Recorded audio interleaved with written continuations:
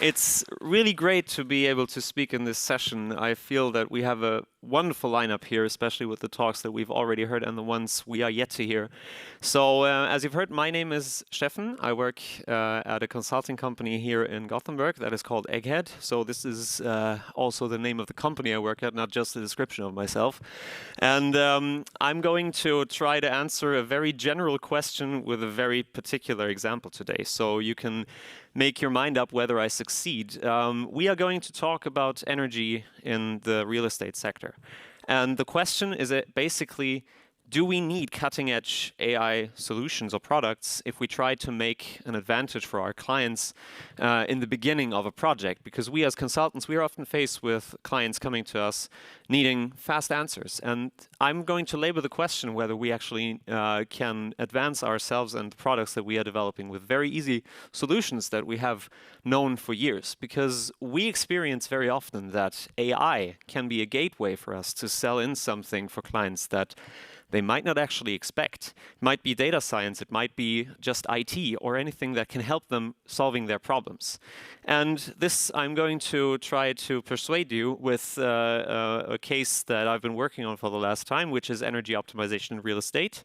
So you're going to learn a bit hands-on about energy today, and I'm going to leave you with some thoughts on climate tech and how we can apply these principles in the future.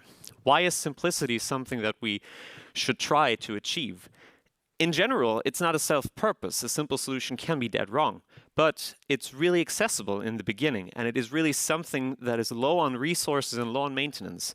So a simple solution like Occam's razor is always something that you should try to achieve first before throwing everything very complicated on it first. When a client approaches us, they have already asked themselves some questions, like they want to know what they need. They might need some improvement of a product, they might need some performance enhancement, and they usually have data sensors. They have tried something before that they might not be very happy with, and what they have is experience. I'm going to labor that point very much in the talk, because we always need to remind ourselves that our clients sometimes have, or most of the time, have more experience than we can ever imagine. They also ask themselves, what do they want? Well, they want AI, because that's just a sign of our times. Let's see how we can help them. This is the case I'm presenting. It's energy optimization in real estate. Our client is a company in the real estate sector, and they try to deliver tools to real estate companies that of which the goal is to reduce their energy costs and even reduce greenhouse gas emissions.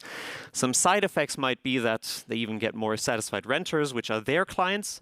They get less complaints, everybody's happier than before, which is always nice. And they might even get some data housekeeping, what I call it. It's just getting a grip of the data they already have, but they didn't get the time around to actually do something with it. But first, you'll get a crash course in energy in apartment buildings, the one thing that made you come here in the first place. So imagine a typical multi-story flat, as it's often found here in Gothenburg, for example. We need to understand how the primary heat source, which is like here in Gothenburg, for example, it's district heating, relates to the primary heat loss, which is the eventual dissipation of heat through the walls and the windows of this building. There are some steps in between, like the network connection, which is down here, this little box in your basement, the heat exchanger that transfers the energy from the primary network into your local network. And then it gets transported through the pipes, the water in your circulation system, towards the apartment radiators, where the heat first dissipates into your apartment and then eventually out of the building where it is lost. And as you can imagine, there's not really much we can do about the price, for example, in district heating. We cannot really affect that with a smart AI solution. Neither can we go in to the apartments or into the buildings and actually do something about the physical pipe system. It's possible, but it's not our first priority. Can we maybe do something else in a smarter way? Well, yeah, because the heat exchanger, the system, the unit in your basement, decides on how much energy to take, and it takes a signal from somewhere. We could change that signal and try to tell it at which time, how much energy it should take. And in order to model this, we need to get back to this point here, dissipation, because this is where the physics lies. And I couldn't leave you without talking about physics for a little bit, because our optimization goals in this venture are we want a constant indoor temperature over time. That's what you want to achieve, right? And you want to minimize the waste of energy. And I promise you this is the only physical equation I'm going to labor today. This is a thermal flux equilibrium. This is what you need to solve when you don't want fluctuations in your indoor temperature.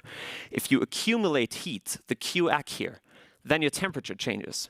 So in order for this to be zero, your influx over time needs to be the same as the outflux. This needs to be true for all weather conditions, snowy or sunny. It needs to be true at all times. 6 in the morning, 5 in the evening, March or December. So this is what we set out to do. Why does this work? Why can we save energy with this? If you look at a typical energy diagram of a typical building, multi-story flat, you can see that over the course of a year, most energy, as you might expect it, is consumed in winter, and most energy you take in from the district heating is consumed by actually heating up your apartment. Water plays a role, warm water, but it's not that major a player. So if you want to make a difference, this is where you want to go. And how does this look like? Well, in this rather busy graph, I want you to focus on this part here, the slope, which tells you that for lower outdoor temperatures, you need more energy. Kind of intuitive, right? But this is where we actually need to make a difference, because if you want to optimize energy, this slope here should be lower at the end of our efforts. You want to consume less energy for any outdoor temperature. So that's what we're trying to solve. This is called an energy signature. You're going to maybe see that plot in a few minutes' time again. There is already something happening because you are not freezing in a Swedish winter. And that's where experience comes back into the game. People have tried to solve this problem over the time, and they have succeeded to a point. The traditional way of fixing this is a so-called heating curve, something that's still really, really prevalent in modern buildings. This is basically people who know their building, set an individual set of values. For each outdoor temperature, they set a value, a temperature in the circulation water that feeds into your radiators. And this works. You're not freezing, but there are problems. As you can see, it is static. It doesn't really move around a lot. But it's also slow. It reacts. Whenever it gets colder, then they start to adapt the temperature. It's also really volatile because it's dependent on only one sensor.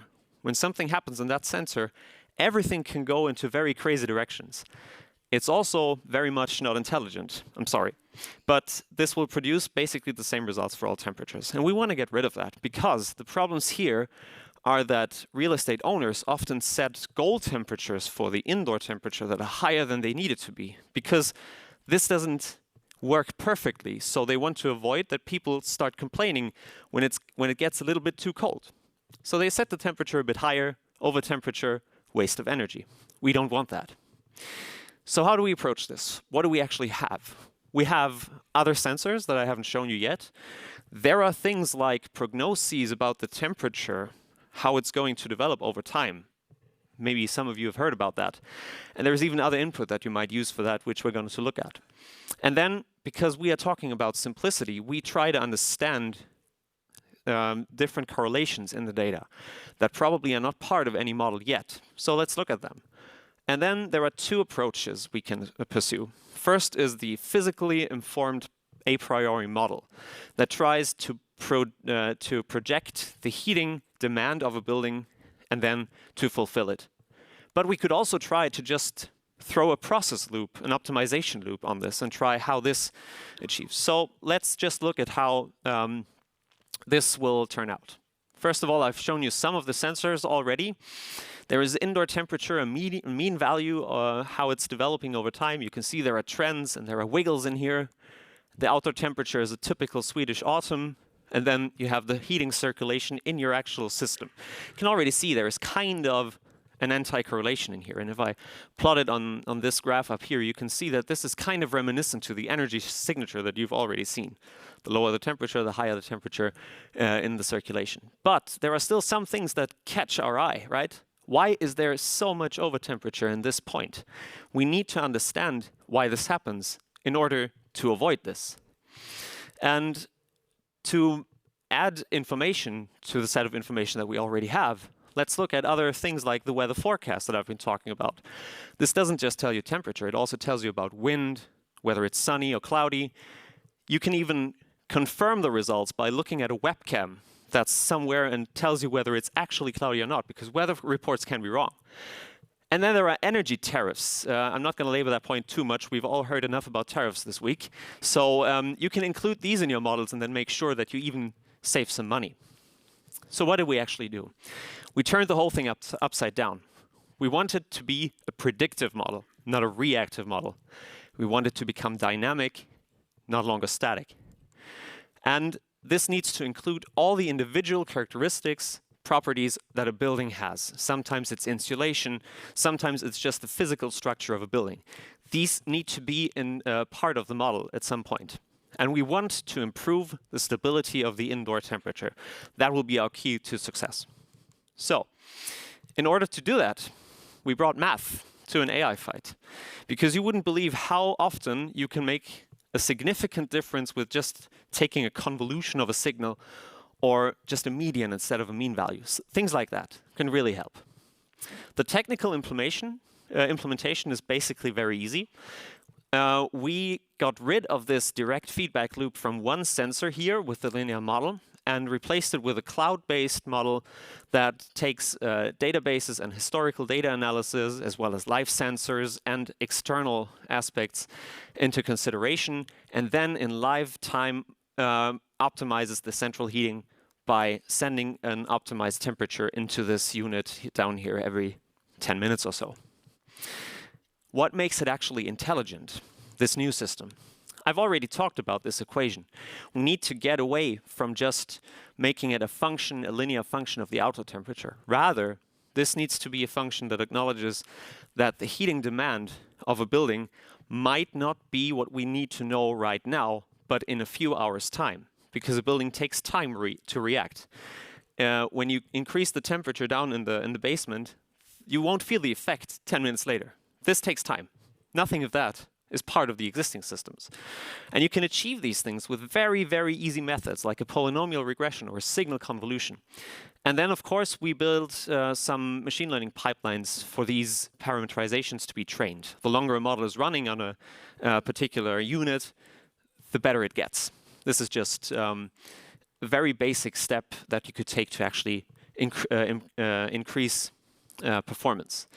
I've talked about these process control loop that we kind of cross-checked. So what happens if you just implement a simple PID control loop that tries to adapt the temperature in your circulation in a way to keep the indoor temperature constant? It's incredibly uninformed, but it still performs really well.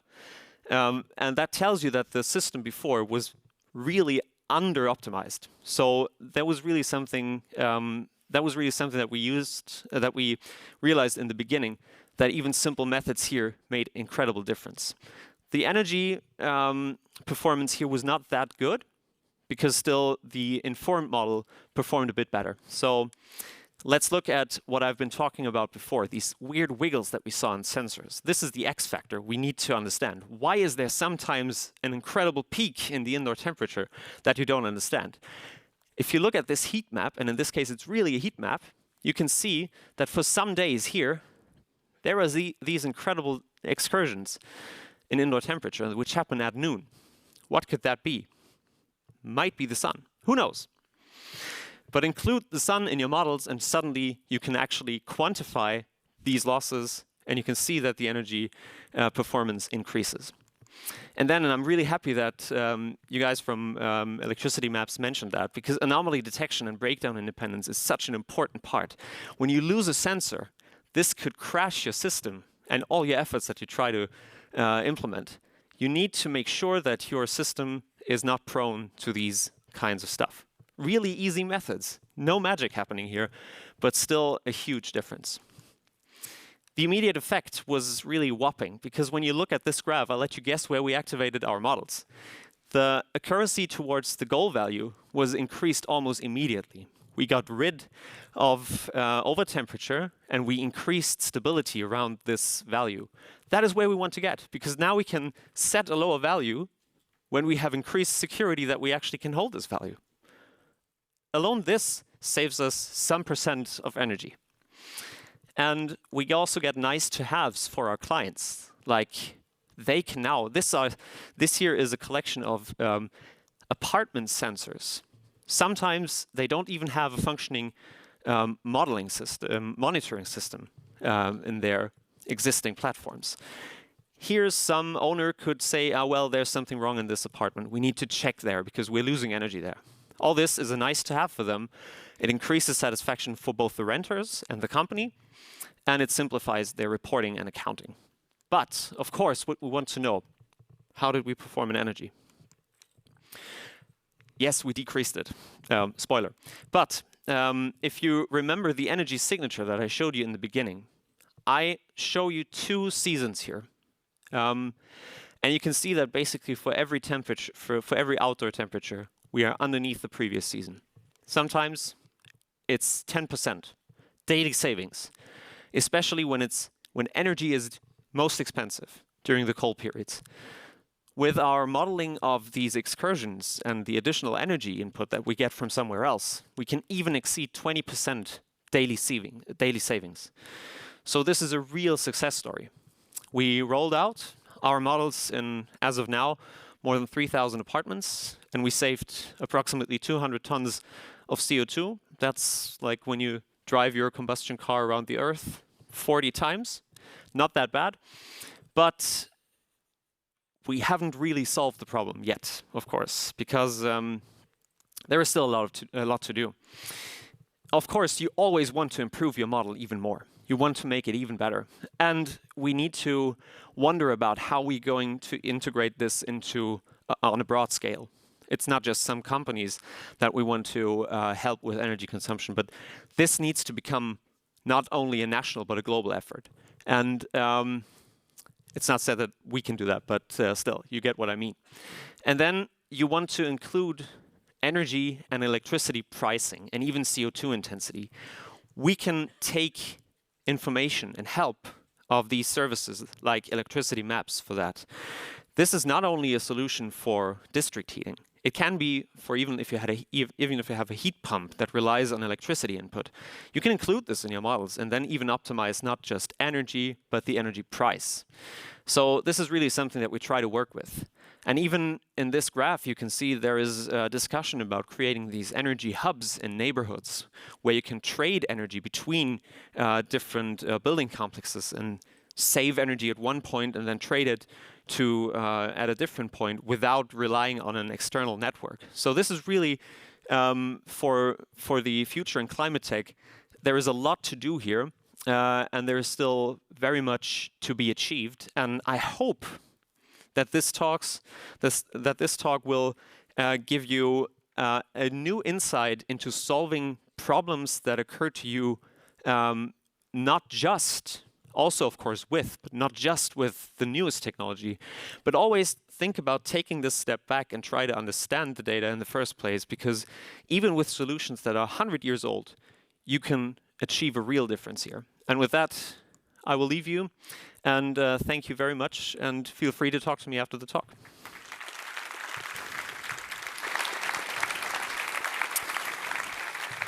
Dr. Steffen, thank you so much for that presentation. Super interesting project, in my opinion, and it truly has a huge potential. I'm going to kick it off with a question for me right away. Sure. Before we leave it to the audience. I'm just wondering, like, how is the Swedish different housing systems, like different hyresrätter, bostadsrätter, how are they looking at this, and have you been in contact with them at all? And I'm also thinking about all of our public houses, you know, like public offices, hospitals, and so on. Yeah, exactly. We are as of right now, we are working mostly with rental apartment complexes.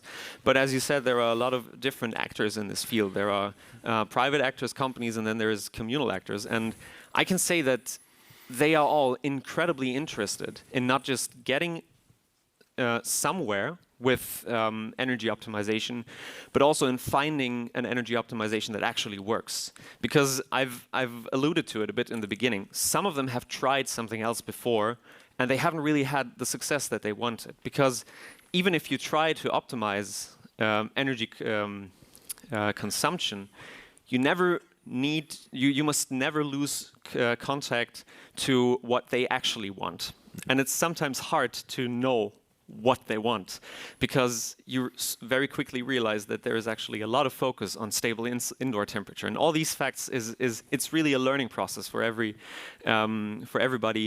that is a part of this process, and it's really cool to be, throwing the ball back and forth with what they require and what we can deliver.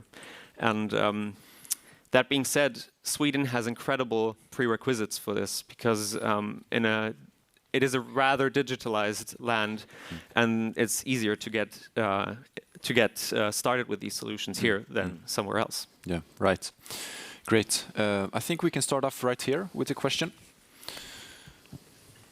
Hi, thank you very much for an incredibly interesting presentation. My name is Gideon Bizinger, Borås University.